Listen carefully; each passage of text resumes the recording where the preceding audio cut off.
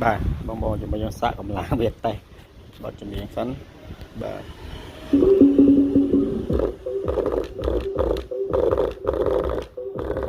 chọn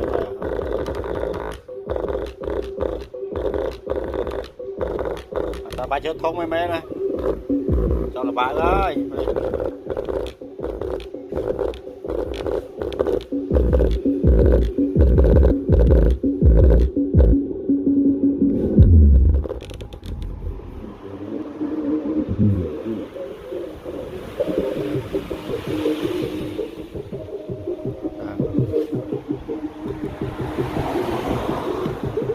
chạy đi thu mà